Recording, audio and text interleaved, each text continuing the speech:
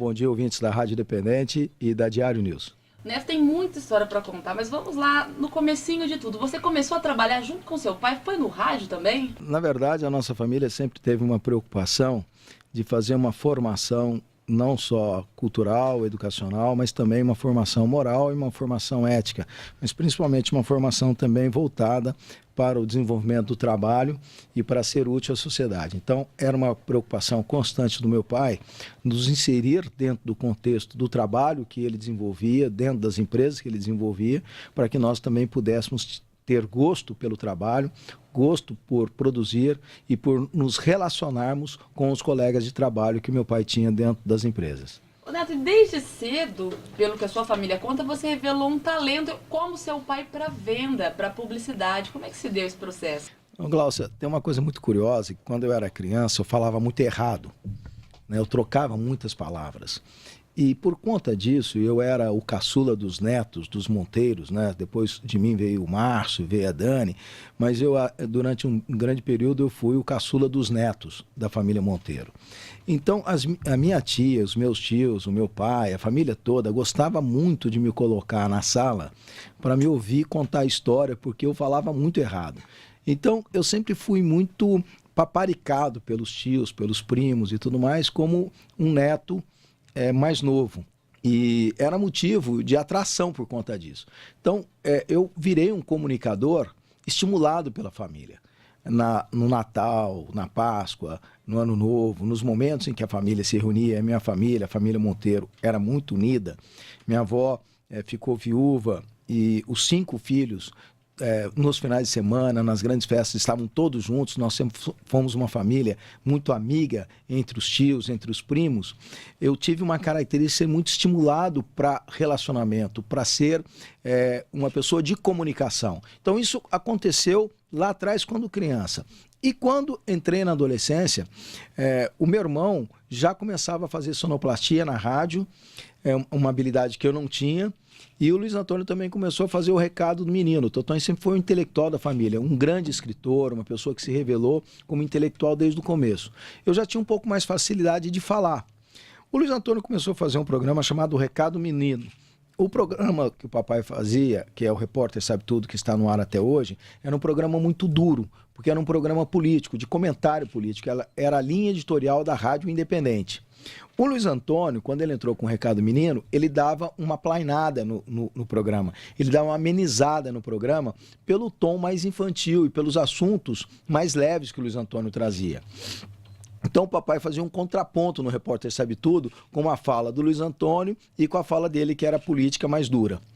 Quando o Luiz Antônio entrou no colegial, e aí nós estudávamos no Estadão, estudávamos à tarde. Quando o Luiz Antônio entrou para o colegial, ele não pôde mais continuar fazendo o Recado Menino, porque era incompatível o horário. E aí eu vim substituí-lo, porque eu estava ainda na 8ª série fazendo o Estadão. E foi aí que eu comecei a ter minha experiência com o microfone. Eu era muito jovem, era adolescente ainda, mas foi uma boa experiência. Quando eu comecei a pensar em qual faculdade que eu queria fazer, eu era muito influenciado pelo meu tio Paulo Monteiro de Barros, oftalmologista médico. Então, inicialmente, eu falava que eu queria ser médico, né? O meu irmão fez engenharia, influenciado também pelo meu tio Sebastião Monteiro, que era engenheiro. Então, num determinado momento, eu fui percebendo que a minha habilidade não era para medicina. Eu também tinha dificuldade na escola, também não fui um brilhante aluno, não. Para fazer medicina, eu não conseguiria entrar no vestibular, isso é claro. E o resultado da história é que, naturalmente, a minha tendência foi para fazer comunicação. Eu entrei numa boa faculdade, que é a PUC de Campinas, me formei em jornalismo, mas o meu pai sempre falava para mim o seguinte: Neto, você tem uma habilidade muito grande para trabalhar na área comercial e nós precisamos de alguém na área comercial. Então, meu pai me estimulou muito a aproveitar a característica de relacionamento que eu tinha para me fazer também um estímulo para participar da área comercial. Então, me formei em jornalismo, mas você vê que eu não sou bom de texto, eu não escrevo muito para o jornal.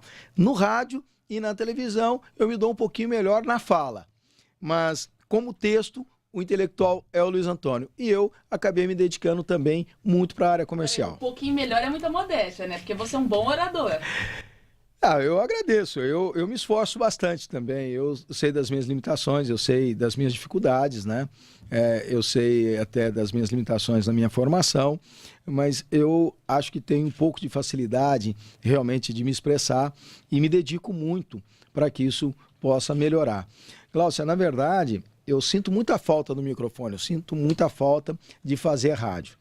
É uma atividade prazerosa para mim e que hoje, infelizmente, eu não tenho mais condições de praticar no dia a dia, como eu fiz muitos anos aqui na nossa empresa. Neto, você começou relembrando histórias. A gente percebe que pelo seu trabalho você está sempre se atualizando e prezando pela qualidade. O Jornal Diário ele também tem um histórico de muita atualização, de muitas mudanças? Olha, o Jornal Diário é uma das minhas paixões na vida. Eu sou apaixonado, sou entusiasmado com o Jornal Diário.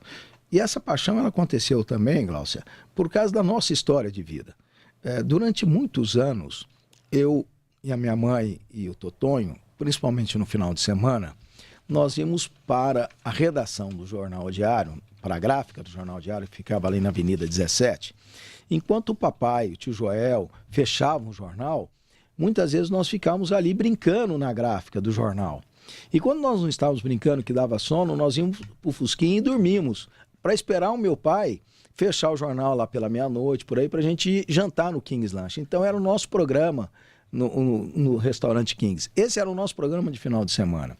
A gente ia à missa das 7h30 na catedral, terminava a missa, meu pai vinha para o jornal, escrevia, acompanhava o fechamento, fazia os títulos, às vezes a gente ficava brincando ali na gráfica, e quando cansávamos, porque o jornal era um processo muito longo até o fechamento, nós íamos, eu, papai, eu, Totonho e a mamãe para o carro, dormíamos e esperávamos o papai chegar para a gente poder jantar. Então, essa foi uma vida de acompanhamento, por isso uma paixão pelo jornal. E o jornal, eu vi e ajudei a fazer grandes transformações.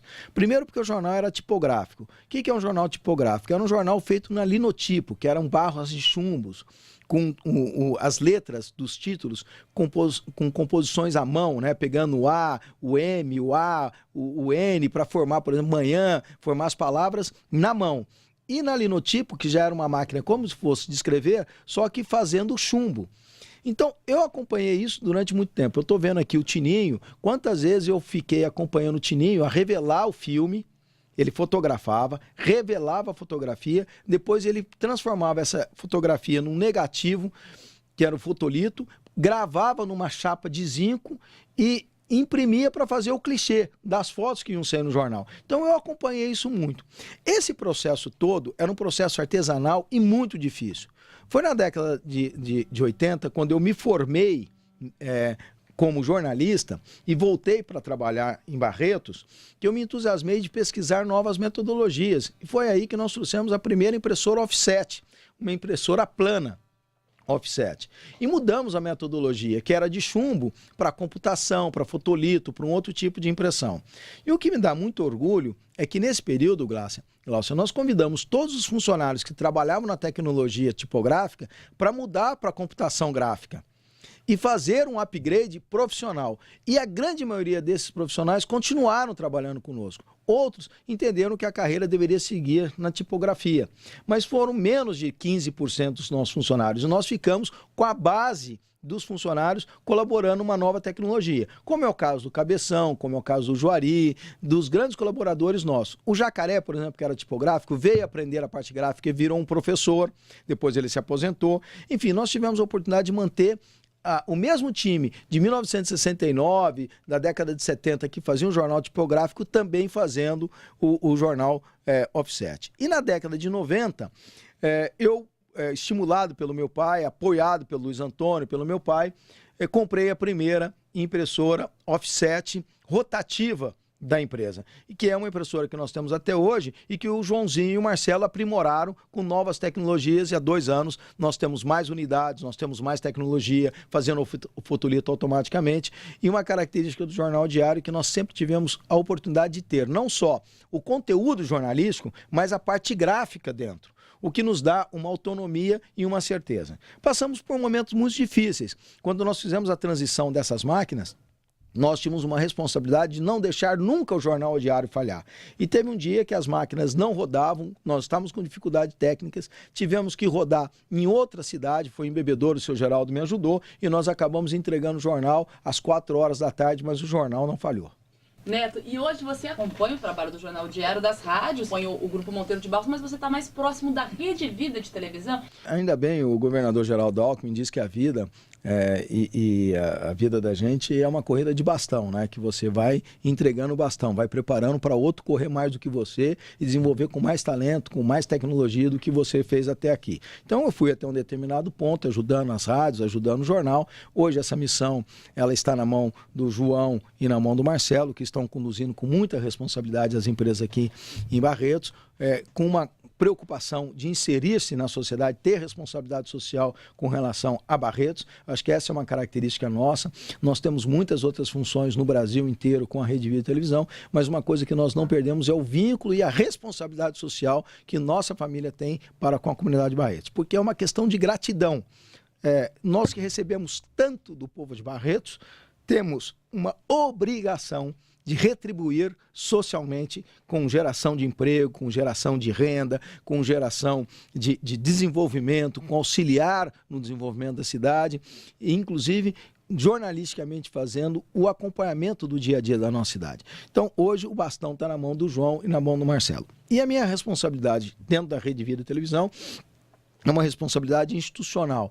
Eu tenho que fazer as relações com os órgãos governamentais, com o Instituto Brasileiro de Comunicação Cristã. Eu cuido também da área comercial da Rede Vida, eu supervisiono a área comercial, colaboro também na linha da grade de programação e distribuo muito bem o trabalho com o Luiz Antônio, porque o Luiz Antônio é o chefe da produção da televisão. Quem cuida do conteúdo jornalístico, do conteúdo da Rede Vida é o Luiz Antônio, e eu cuido da parte institucional, da parte comercial e um pouco da coordenação geral. E o meu pai, como o nosso grande comandante, como o nosso grande inspirador, é quem cuida de toda a parte administrativa e financeira. Neto, qual o maior desafio para um empresário e comunicador nos dias atuais? Eu acho que é se atualizar, é entender o que está acontecendo hoje com o usuário da comunicação. Ô Gláucia, é muito claro para quem está me ouvindo agora que o que está acontecendo com todos nós, cidadãos, é uma verdadeira avalanche de informação e de possibilidades que nós temos de como nos comunicarmos. Nós estamos mudando radicalmente hábitos de consumo de informação, consumo de mídia. Hoje não existe a predominância de um único veículo de comunicação. Não é a televisão que predomina absoluta, como aconteceu na década de 70, 80, 90, nos inícios desse novo século. O rádio também, que tem esse protagonismo, que tem um protagonismo importante na sociedade. Mas, nitidamente, hoje as pessoas são bombardeadas e têm uma capacidade de serem servidas com muitas fontes de informação.